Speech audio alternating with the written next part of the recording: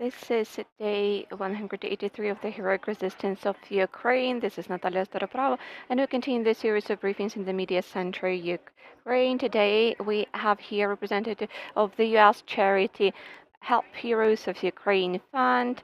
They donated fabric to the Lviv for manufacturing military uniforms. I invite here Yurii Schpitser, the representative, to share details about the fund and the initiative.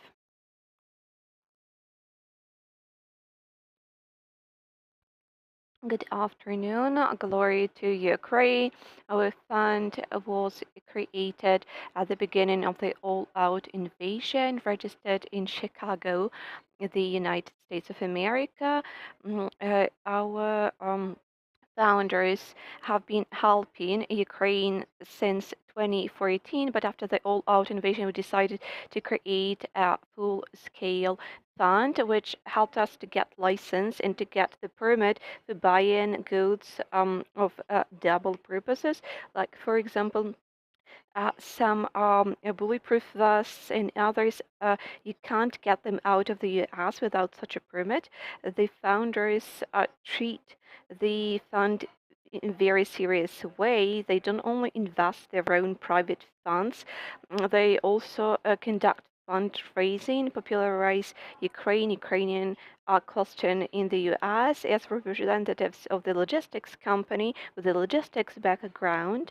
They created lots of warehouses across the U.S. and Ukraine, and also created great logistics routes for provision of everything that's needed from the U.S. into Ukraine. For example, if needed, we could send smaller containers from the U.S. into Ukraine within 24 hours. We only work with official bodies. We've signed memorandum with the Armed Forces of Ukraine and Internal Affairs. We work with the headquarters, and we receive requests. One of the requests was military uniforms. We decided to buy the fabric and organize the manufacture in Ukraine. We bought 13,000 of square meters of fabrics, and a part of this fabric, 4,200 of square meters,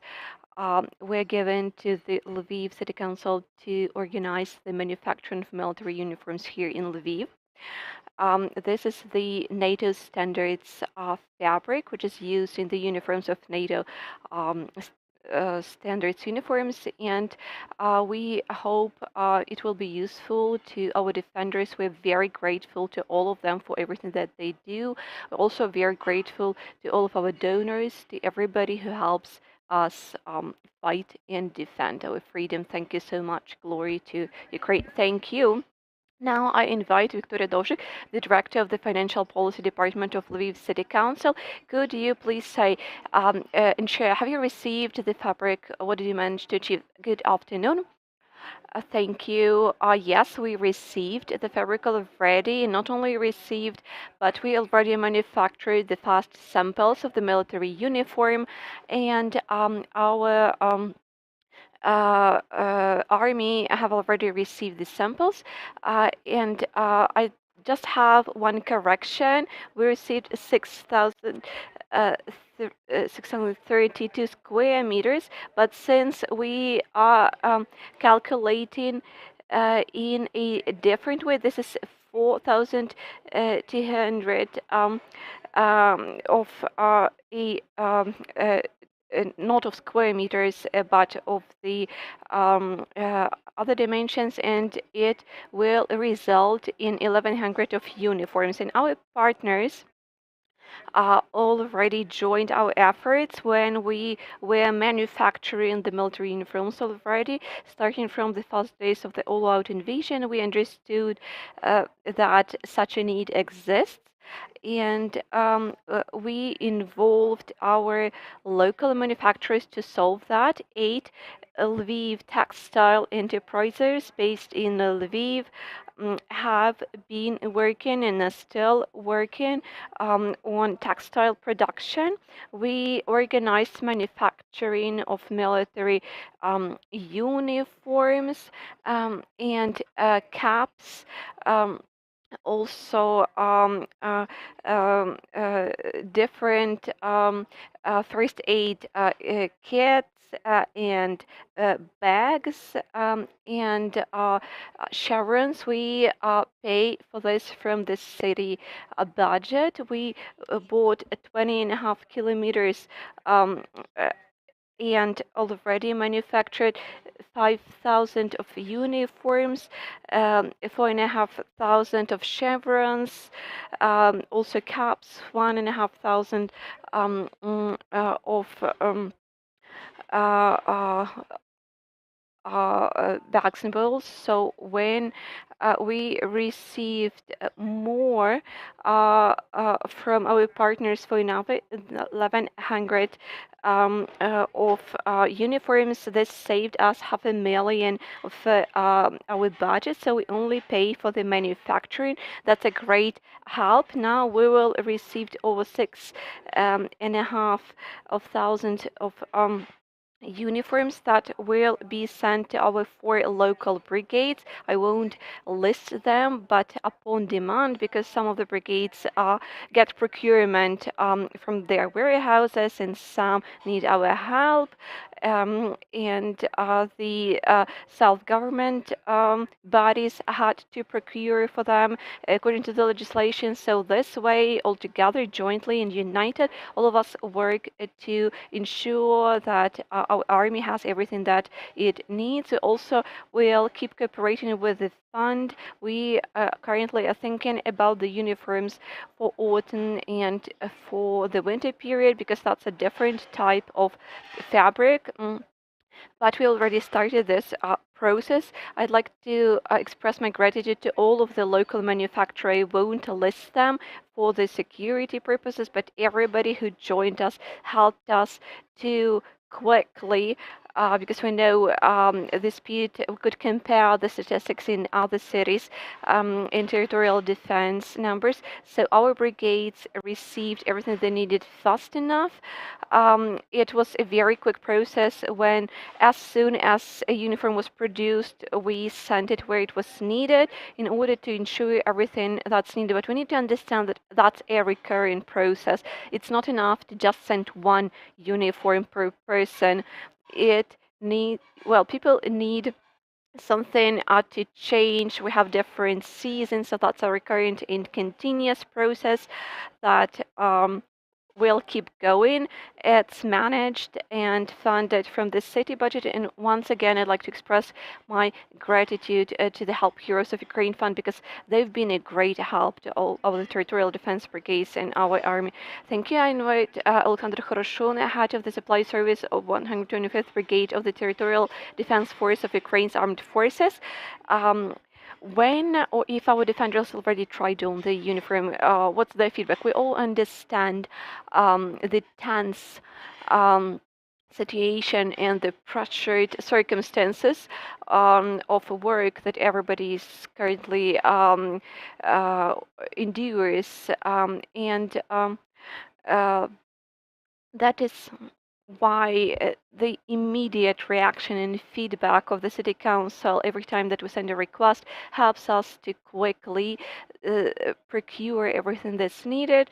This way, when we requested additional uniforms, and you know that every military man should have at least two, you understand the conditions under which they use those uniforms, so that's a minimum. And as soon as we requested, the city council reacted. They were really fast. They found the possibilities and the opportunities. So we already received 483 sets that will be sent tomorrow to our brigades that um, uh, already have and are working on their fighting tasks in the east. I can see that you have a sample here. Yes. So this is the uniform manufactured according to the standards and approved a sample by the Ministry of Defense. Great quality.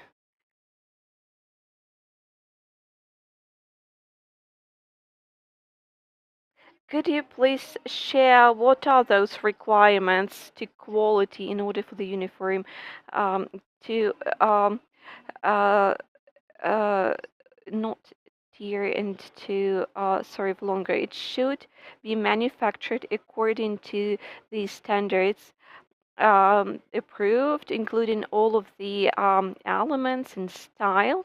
The fabric should be resilient, and we are happy that that's a fabric from the U.S. Army. We hope it will last and serve for a long time. Once again, we have the possibility to ask questions here. Please raise your hand. Please take a microphone, introduce yourself. Thank you. Christina Гринчук, Radio FM Галичина. Could you please share manufacturing of special military uniforms for women? Could you share the situation? This uniform is for both men and women. There are no differences, just the size difference. And coming back to the previous question about the standards, before we start manufacturing, which started end of March, early April, we addressed the standard from the Ministry of Defense. We shared it with the manufacturers. They created the samples and the drawings. Then the ministry approved everything. The same process of going back and receiving approvals was conducted when we selected the fabrics. It's about the same fabrics in terms of quality as we used in Ukraine, but that's a different manufacturer. And only after we checked everything against the standards for manufacturing uniforms like that, only after checking against all of these standards, we started manufacturing. So both the manufacturer and consumers, everybody had the possibility to review and approve. Thank you. Today we can see this uniform. This is the season, the summer season, and Mortney also mentioned that another set should be ready for when it's colder outside. What are the standards? What are the differences for that other set? Well, it is water and resilient. It's also wind resilient, and it's warm. How much does it cost to provide for one military man if we take into account both seasons, warmer and colder? Please. Approximately, we calculated and estimated the costs, because when we're buying the first 20 kilometers, we had to go to different manufacturers. We didn't manage to find the enough amount, and when we received when the fabric was gifted to us, then it was only the cost of work. That's 780 hryvnias that we are approved with all of the manufacturers. When we're buying, we actually spent 740 from the city budget, and 100 to 1,200 hryvnias was fabrics plus work, and there is also a set of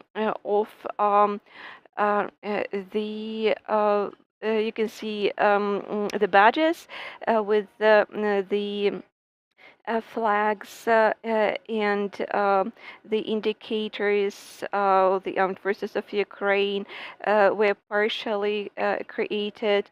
The labels with the blood type, so such a set would be 110 hryvnia, so that's for work expenditures only, and the fabrics was the same. So 110 hryvnias is the set of badges and labels, and the cap is 117 hryvnias for ready-made cap. And should we, well, we haven't yet produced the caps from the gifted fabrics, but for example, if we had some residual leftovers from the fabrics, then we could create a cap from that. That then 57 hryvnias and 20 kopikas. That's for creating or for manufacturing only. 320 these are for the bags, and the same for the first aid kit. High quality first aid kit would be 120 hryvnias. If you have any other questions, please raise your hands. What is the whole set of a uniform? Could you please give a list, and who is currently responsible for the uniforms? For the unified set, we had more than 28 components, so I won't list all of them. The main items are the summer uniform. This is a bag. This is also a warmer set of clothes. Um, this is also the underwear, demi-season and pre-season, so lots of different elements. Could you please share who is responsible for uniforms and for our defenders in Ukraine? So this happens, who decides that on the state level, or do we have support from different volunteering groups? These are state orders, and the Ministry of Defense procure these things. Another question is to Mr. Schpitser, how else do you plan to support the Ukrainian defenders? What do you plan next?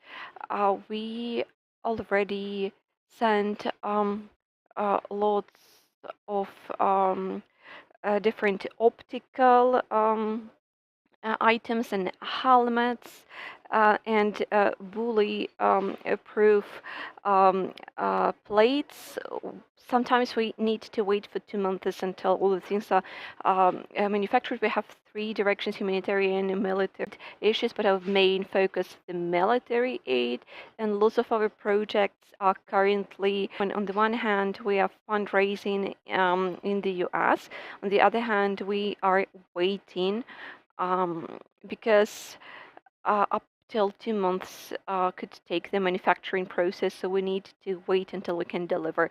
Our plans are to keep working. Just we wish to help the lads fund. Viktoriia Dovzhyk, Director of the Financial Policy Department of Lviv City Council, and Oleksandr, Khoroshun, Head of the Supply Service of the 125th Brigade, the Territorial Defense Force of Ukraine's Armed Forces. That's it for today.